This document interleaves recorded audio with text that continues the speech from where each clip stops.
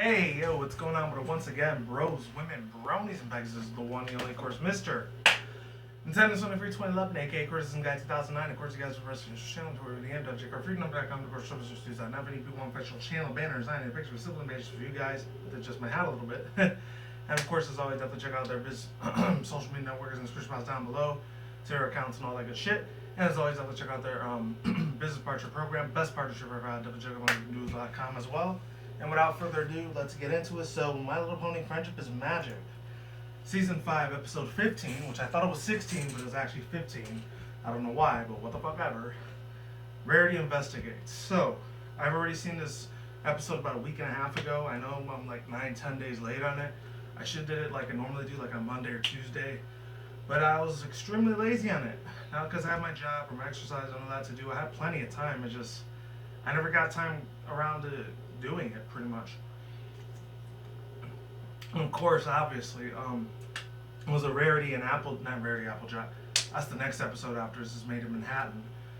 A Rarity and Rainbow Dash episode. And you guys already know how I am about Rainbow Dash, so you know she's one of my least favorite characters out of the main six next to Applejack because she was a showboat, and unfortunately, half of this episode she was kind of a showboat, little freaking things like, oh yeah, I'm awesome, I'm cool, who's the baddest chick ever, I'm the number one pony, like, showboating and thinking that she's the shit, that her crap doesn't stink.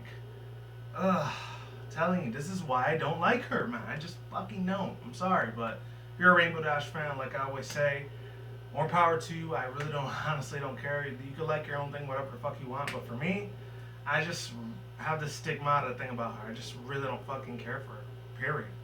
But anyways, I'm gonna read the MLP Wiki from the MLP Wikia. I'll be reading half of this thing. The other half you can read on your own. So it's really like half spoilers if you haven't seen the episode already. And there's already a lot of references, memes about Rarity's trench coat being like from that show Where in the World is Carmen Sandiego. I remember the live action one they used to do too. That one was cool as fuck. I like that one. Anyways, it says Rarity looks fabulous. That's hilarious. I'm about to do a two-parter on this since it's so long, so here we go. Summary: Rainbow Dash's opportunity. Rarity visits Sassy Saddles at Canterlot Casserole to show her off her new line of feminine mystique chic. Clothing inspired by the literacy detective Shadow Spades. Alright, yeah, literary detective Shadow Spades.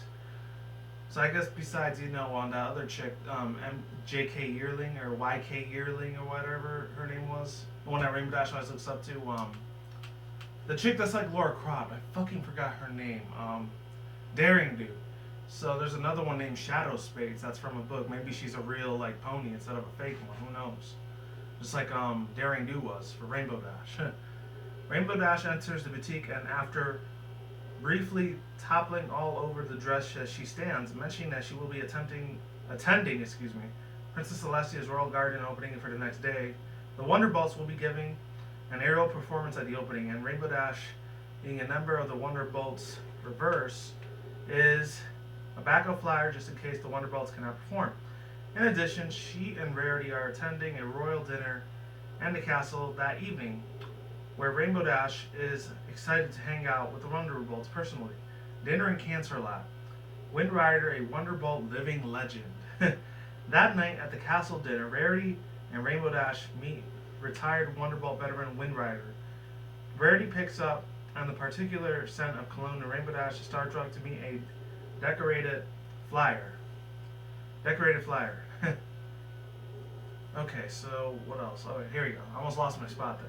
When Spitfire approaches and praises Rainbow Dash's flying, mentioning that if she could eventually beat Wind Rider's long-distance speed record, Wind Rider suddenly excuses himself. Rainbow Dash is disappointed that she might not be able to perform with her heroes, but Rarity offers to watch the performance with her. Later on, Rainbow Dash retires to her suite at the castle's East Tower. Rainbow Dash is accused. Oh, this is where it gets crazy. The next day, the Wonderbolts practice their aerial performance, but Spitfire has been unexpectedly called away by a note sent from her sick mother. Soaring offers Rainbow Dash to take Spitfire's place, and Rainbow Dash eagerly agrees. As Rarity watches Spitfire's mother, Stormy Flare, appears to watch as well, perfectly healthy. She reveals to Rarity that she never sent a note to Spitfire. This causes confusion amongst the Wonderbolts until Wind Rider suggests that someone sent Spitfire a fake note to remove her from the performance, causing all suspicion to fall upon Rainbow Dash. Though Rainbow is open about to her desire to fly with the Wind Rider, she pleads innocent. After a brief discussion, Sori gives Rainbow a chance to prove her innocence. But if not, she will be kicked out of the Wonderbolts forever. It's a pretty harsh ass punishment. Damn, Sori. Crazy ass little geek piece of shit. Damn, what a fucking asshole, dude. Damn. I'm just damn. Anyways, inspired by the literacy works of Shadow Space, Detective Rarity, quote unquote, steps into investigates the scene of the crime. Detective Rarity changing her inner feminine fatale. Wow, that's crazy. That's some BDSM shit that Rarity's into. Holy fuck. If you're a younger viewer watching me, you don't want to know what that means, but if you're older and a grown-ass man like me, you know what that shit stands for. It's pretty much porn, pretty much all together. Let's keep it moving. In a black and white parody of the 1940s film noir genres, black and white I guess, Rarity and Rainbow Dash inspect Spitfire's castle suite. Rarity discovers a piece of Rainbow's mane on the enveloped note that the note was sent in, and she finds someone in the courtier curtains to have been moved. Reasonings that whoever delivered the note to Spitfire to have passed to the royal guards on duty. Rarity and Rainbow Dash interrogate them. After some pressing and though Rarity's feminine charms, the guards eventually admit that they look to be a short break with someone left with them with a very specialized cake. Rarity and Rainbow Dash tracks to the cake's origins to a Canterlot cake shop. The owner of a cinnamon chai tells Rarity, chai or sai, I don't even know. Looks like it says chai, I don't know. Tells Rarity that whoever purchases the cake has concealed their identity except for having a deep raspy voice and wearing a scarf that got stained in chocolate. Rainbow Dash becomes increasingly worried that all the clues point to her and frustrated by Rarity's constant diversions to talk about fashion. But Rarity is confident to have her investigations leading towards her true culprit. The culprit is revealed. Back at the performance grounds, the Wonderbolts have yet to locate Spitfire. When Rarity and Rainbow Dash finally return, Rarity accuses Wind Rider of framing Rainbow Dash for Spitfire's disappearance. Rarity's accusations appalls Rainbow, but Rarity explains her case in number 1. The hairs that they found in the envelope, The hairs that they have found in the envelope in Spitfire's suite did not fall out naturally. They were cut off since it wasn't a chunk. Number 2. The envelope itself gave off a scent of Wind Rider's cologne, which is Juniper Sapphire. I think that's what it was. Let's see. Number 3. The castle courtier curtains were unfufflered, indicating that someone was hiding behind them. Number 4. Most incriminating of all, Rarity undoes Wind Rider's tightly wound scarf and discovers a chocolate stain on it. In the face of the overwhelming evidence, Wind Rider confesses to sending Spitfire the fake note, saying that he did it, preserving his long-distance speed record.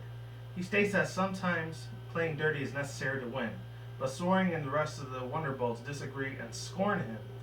Upon learning where Wind Rider sent Spitfire, Rainbow Dash flies off to retrieve her in time for the performance. Upon the arrival, Spitfire dishonorably charges Wind Rider from the Wonderbolts and his crime, and Rainbow Dash takes his place in the show. The episode ends up finishing off with the Wonderbolts giving their aerial performance when Rarity and Stormflare watch from the stands. There was a couple words exchanged too. They didn't say that she went to. I think they went to the same place Discord, Twilight, and Cadence went to make them feel better. I think it was the Aerial Spring Lily Pad Mountains or whatever, the edge of Equestria.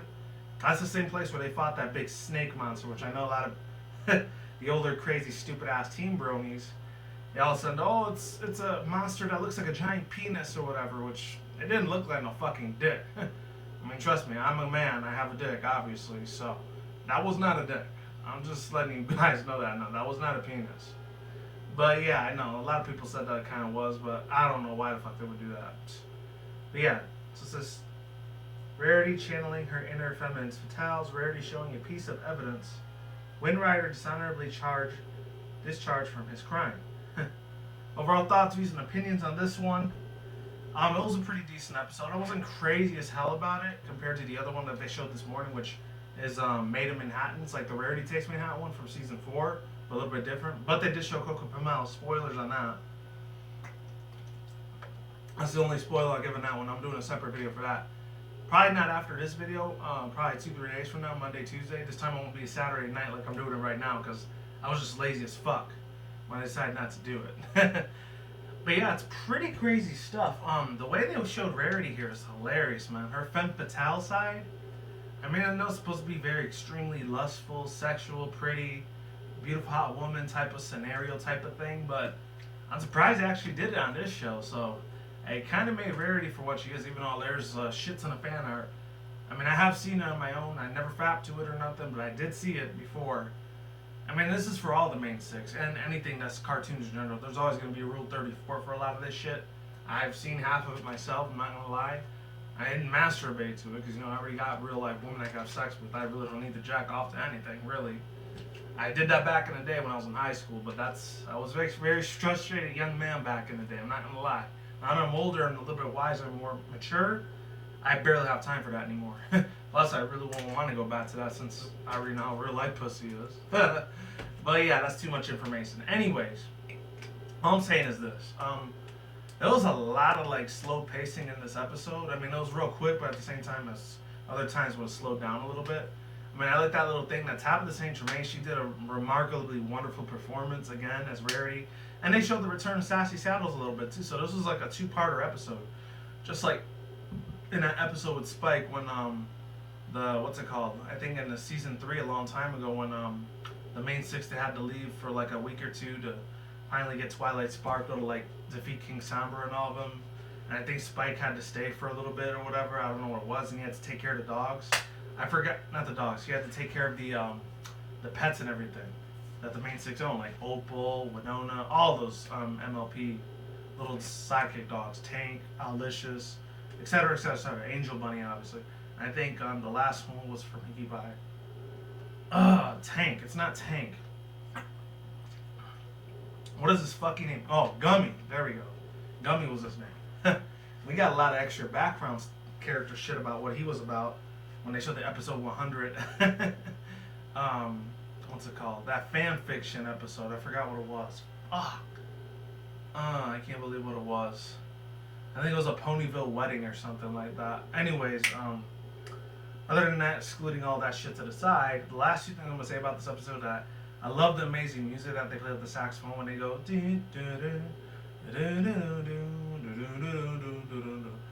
There's one other scene in there where I don't know if it was Daniel Ingram or Larson or whoever's in charge of the music department of DHX or Hasbro or fucking what's it called, My Little Pony, the one that made this episode. But there's one scene in there where Rainbow Dash, before she starts going dancing on Victory or whatever, it sounds like that one route, and this is only something that the Pokemon fans will understand if you're into Pokemon. If any people have ever been to Route 1 or 2, it might be Route 4, it might be one of those themes, but the way that they play that thing, it sounds like it almost sounds like that a little bit, but then they make it into MLP and it goes or something like that. Or it sounded like it's that one thing for maybe it was either red, blue, or yellow when you're about to go to Viridian City. It sounded a lot like that theme. I was like, did they really put half of a Pokemon theme song into My Little Pony? Because that's what it sounds like a lot. So I don't know if Daniel Ingram is a fan of Pokemon himself. If he is, shout out to you, buddy, and the freaking M.A. Larson. I know you guys don't have really that much time to watch TV or anything, because I know you guys are probably making 180, 490, 950,000, almost $1 million freaking dollars or whatever. Way more than I'll ever make in my lifetime. But holy shit, man. You guys are fucking G as fuck, man. You guys are amazing as hell for coming up with that little mini concept. That was cool as balls to the wall, insane and remembering, man. That was cool that they gave a little bit of fan service to Pokemon fans like that do like MLP as well, such as myself, obviously. Other than that, oh, and the other thing, we got to see 2 branding ponies, which of course was Wind Rider and Stormy Flare. Stormy Flare or Stormy Flames? I think that's what her name was, but yeah, she was pretty decent. She almost reminds me of the other chick, Miss Harshwinny, except she's a lot less snooty and a lot less of a bitch than Miss Harshwinny was. If any people don't remember Miss Harshwinny, she was in season 3 and 4 of MLP. She was the one that was gonna help Cadence take care of all the what's it called? Not the friendship games. I think it was called the Equestria games. That's what it was. And it's the same equivalent to like how here in reality would have once every 4 years the U.S. or International Olympics, or Snow Olympics, or Summer Olympics. You know, same as that. I know next year, I think 2016, 17, or 18, in about 2-3 years from now, if it isn't next year, we're supposed to be in like Rio de Janeiro or like Sao Paulo, Brazil, or something, somewhere around there. I don't know. That's crazy shit. But other than that, ladies and gentlemen, that's pretty much all I have to say. Rarity was just so hilarious as fuck. There's that other pony that we got to see too. I forgot what her name was. She was like the owner of that little bakery store, Chocolate Cafe or Shy Cafe. She had this really weird ass accent, like an Australian accent or whatever. I don't know what she had, or somewhere in New Zealand, that type of South African style British accent. I can't tell which one it is. It is just European. I don't know, but it sounded really funny and shit. I liked it a lot, man. And it was a very cute little adorable accent they gave her. And then Rainbow Dash was like, "Oh come on, we don't have time to be messing around. I'm doomed," you know. Just being a little crazy cunt bitch, man. Dang. I mean, Rarity's trying to help your ass to prove yourself innocent before you turn guilty, and you're just giving her a hard time with all this shit. Even though she was kind of a little bit of a ditzy little dumb blonde every couple seconds, because she kept getting distracted by fashion and all the fashion industry little equivalences that they were going on with. That was funny. And Rarity, in a way, I know she's kind of a little bit of a manipulator, but I still love the shit out of her. And then spoilers for the next episode. It's another Rarity episode. It's called Made in Manhattan. Not the Rarity Taste Manhattan, but that one. And I thought Twilight was going to be in it, but another spoilers for you. She's not going to be in there. It's a Applejack and Rarity episode. And the last time we saw that was last year with the whole Trenderhoof episode that went down, where she becomes from a proper British stereotype lady to like some southern like white trash type of lady, which is funny as fuck, by the way. Other than that, that's all I have to say, ladies and gentlemen. No spoilers for tonight. See if I do a reaction to this, even though it's been 5-6 months the last time I did it. It was like in May or June the last time I did it, so it's been about 3-4 months maybe. I really gotta get on top of that shit, dude. Seriously. Anyways, it's on my Daily Motion account as well. I think it's Nintendo Sony V 2011 or SS Anime Manga PS4. It's one of those two. Same as my Twitter handle. If you guys aren't following me there, that's what it is. Or Manny Wolverines, one of those two. Other than that, ladies and gentlemen, links to the description box down below to the links to the description box down below. Almost had a brain fart there, and to the the official episode along with the actual the episode, and of course the one on the article on the side over here, and an annotation down there, and an annotation on the side. I don't even know what the fuck I'm saying anymore. God damn it, fuck. Anyways, oh yeah, one last other thing I will be doing. I know it sounds a little bit late, but I might actually be doing a movie review pretty soon because it's just yesterday, the other day. I actually saw that movie, The Maze Runner: The Scorch Trials, that came out about 3 weeks ago. Finally, I've been wanting to see that fucking movie for the longest. Real badass. Oh my god. One of those dudes in there, I think it was in the Hunger Games and the Divergent series, and I know it's a lot for little dumbass teenagers sometimes, but I know I'm in my 20s now, but still, I love the fuck out of it. It's awesome as hell, man. Other than that, that's all I have to say. Oh, and of course, the Hunger Games too. That whole little franchise is finally penetrating out. It's finally finishing in November, so it's like a month and 1 week from now. And that's it. Peace out once again, bros, women, bronies, and pegasisters. We'll see you when I see you guys. Good day, have a good night, wherever you are out around the world. Don't drink smoke at the same time. Don't take the reckless. Keep it calm, keep it cool, keep it chill, keep it collective out there. And until then, that's it, guys. Peace out, ladies and guys. Stay tuned. More videos coming soon. Brand new videos on this channel almost every single day. Guys, stand and grind, stay easy, stay safe, stay healthy, be easy, be you, do it yourself. Peace out. I'm out like sauerkraut. I'm gone. I'm getting the hell out of here. And as always, people, stay tuned for more future content on this channel. And as always, stay tuned for more updates. Peace out. See you guys soon. Stay tuned for more future videos. One last other update. it's a little bit crazy, but a little bit Smash Bros. Related. Shout out to EW Network, by the way. He actually found this glitch of I know it's gonna sound extremely perverted, but like it's a glitch that only Lucas and Ness can only do. The ones from the Mother Earthbound series. Um, that whenever they kick Princess Peach, they ever beat the crap out of either Princess Peach, Zelda, Rosalina, or I think Palutena.